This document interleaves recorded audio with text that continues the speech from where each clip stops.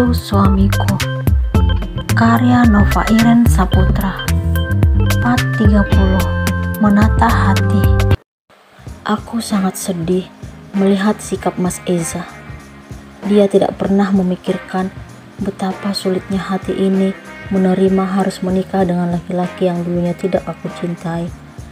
Dia tidak pernah merasakan di posisiku, hidup bersama seseorang yang tidak diharapkan dan inginkan sama sekali.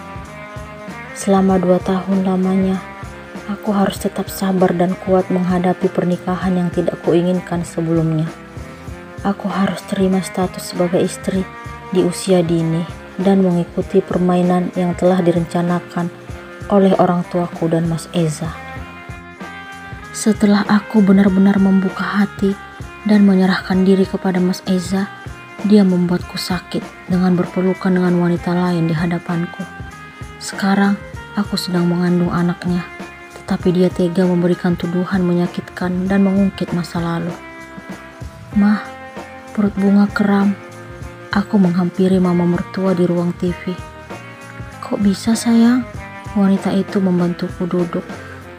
Tiba-tiba aja, Mah. Eza kemana? Eza di sini, Mah. Mas Eza ternyata mengikutiku. Kamu gimana sih? Perut istri sakit malah dibiarin. Mama mertua terlihat kesal kepada Mas Eza. Maaf, Mah. Tadi Eza rebahan sebentar. Laki-laki itu menyusul duduk di sampingku. Entah kenapa hati ini masih sakit mengingat ucapannya. Kamu rebahan dulu sayang. Mama ambilin air hangat sebentar. Mama mertua melangkah ke dapur. Perut kamu gimana sayang? Mas Eza meraih tanganku, tetapi segera aku tepiskan. Jangan sentuh aku. Sayang, aku minta maaf.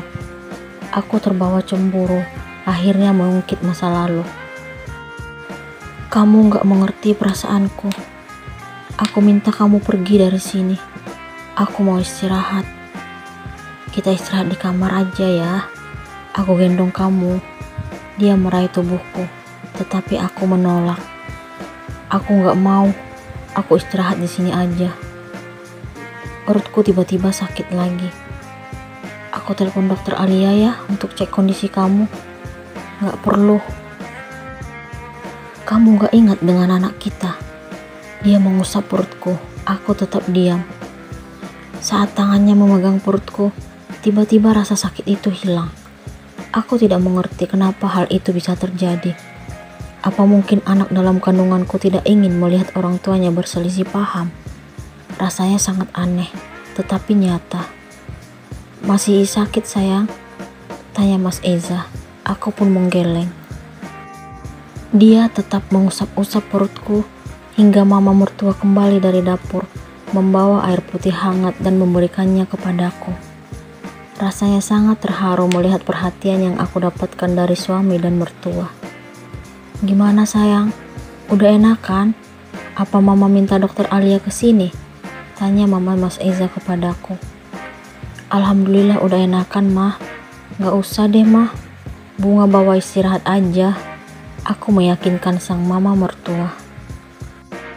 Zah, bawa istri kamu istirahat ke kamar supaya lebih nyaman rebahannya. Titah mama mertua kepada Mas Eza. Iya, Mah. Mas Eza segera menggendongku. Sepanjang perjalanan menuju kamar, Mas Eza lebih banyak memandangiku. Entah kenapa, tatapan itu membuatku menjadi salah tingkah walaupun dia suamiku. Rasanya seperti kembali ke masa muda saat seseorang sedang memberikan perhatiannya. Setelah sampai di kamar, dia merebahkanku ke tempat tidur.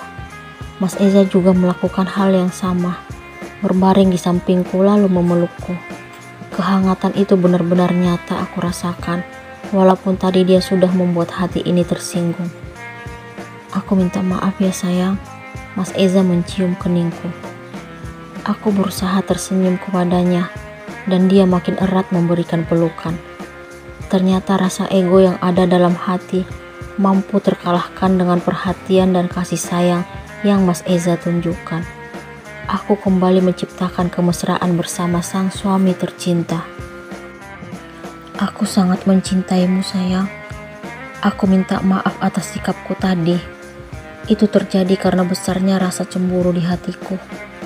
Rasanya sangat sakit saat mengetahui bahwa wanita yang kucintai dulu lebih memikirkan laki-laki lain daripada suaminya sendiri. Apalagi orang itu yang selalu berusaha mengganggu hubungan kita. Aku melihat kesedihan di wajah Mas Eza. Seharusnya dia tahu bahwa rasa cinta yang ada di hatiku saat ini hanya untuk dirinya, bukan orang lain. Aku sudah menyerahkan jiwa dan raga penuh untuk Mas Eza, hingga bersedia memberikan sesuatu yang paling berharga dalam diriku. Malam telah tiba. Kami menikmati makan bersama di meja makan. Terdengar sesekali perbincangan sambil menyantap menu yang sudah tersedia di meja. Selera makanku tidak seperti biasanya, karena semuanya terasa hambar dan mengundang rasa mual. Maaf Pak, Mah, Bunga sepertinya nggak sanggup cium aroma makanan. Bunga ke kamar dulu ya. Aku meminta maaf, lalu beranjak meninggalkan meja makan menuju kamar. Aku menghempaskan tubuh ke tempat tidur dan mengoleskan minyak angin di bawah hidung. Mungkin jika lebih lama lagi berada di meja makan, aku pasti mual, dan itu akan membuatku merasa bersalah karena mengganggu mertua dan Mas Eza menikmati makan malam. Saat sedang menahan diri untuk tidak muntah, tiba-tiba terdengar getaran pesan masuk dari ponsel Mas Eza yang ada di nakas. Aku segera meraih benda pipi tersebut dan membuka layar. Terdapat nomor yang tidak tersimpan. Kenapa kamu blokir nomorku, Zah? Aku akhirnya mengganti nomor lain agar dapat menghubungimu. Isi pesan masuk ke ponsel Mas Eza. Aku sama sekali tidak tahu siapa pengirimnya. Kamu gak apa-apa sayang? Terdengar suara Mas Eza. Dia langsung menghampiriku lalu duduk di sampingku. Aku menyerahkan ponsel tersebut kepada laki-laki itu dengan perasaan kesal. Nih, ada yang chat kamu. Dia menerima ponselnya dari tanganku. Siapa sayang? Tanya Mas Eza. Nggak tahu, nomornya baru. Coba tanya aja. Mas Eza akhirnya menanyakan siapa orang yang mengirim pesan tersebut. Setelah kembali membaca balasannya, hati ini sangat sakit dan kesal.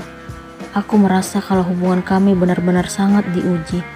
Kenapa semua ini terjadi setelah aku mencintai Mas Eza? Ini aku, Zah, Darah, isi balasan pesan. Kenapa setelah aku mencintaimu, dia datang mengusik hubungan kita?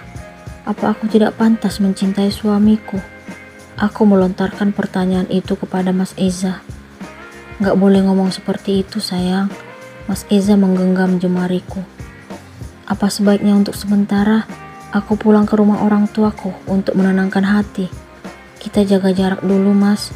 Kehamilanku membuatku kesal padamu dan mungkin ini bawaan bayi. Itu gak mungkin sayang. Aku gak mau jauh dari anak dan istriku. Mas Eza tiba-tiba mengambil posisi berlutut di depanku. Dia mengusap perutku lalu menciumnya. Ini hanya untuk sementara Mas. Tunggu hatiku tenang. Gak mau sayang. Kalau kamu pergi, aku juga ikut. Mas Eza tidak setuju dengan permintaanku. Aku gak mau kalau apa yang terjadi saat ini akan mengganggu perkembangan anakku. Aku ingin dia bahagia. Kamu pasti tahu kalau orang hamil gak boleh sedih karena janinnya juga ikut merasakan kesedihan ibunya. Aku memberikan penjelasan. Tapi aku gak mau dipisahkan dengan anakku. Kamu lebay banget sih Mas. Siapa yang misahin? Hanya untuk sementara. Tunggu hatiku tenang. Aku juga udah kangen sama mama dan papa. Aku ingin memberitahukan kehamilan ini. Mas Eza tiba-tiba kembali duduk di sampingku, lalu meraih kedua pipiku. Dia mendaratkan sentuhan di bibirku dengan bibirnya. Aku tidak mengerti kenapa laki-laki itu melakukan ini secara mendadak. Namun aku tidak berusaha untuk menolak, justru memberikan balasan atas aksinya. Apakah Bunga akan luluh?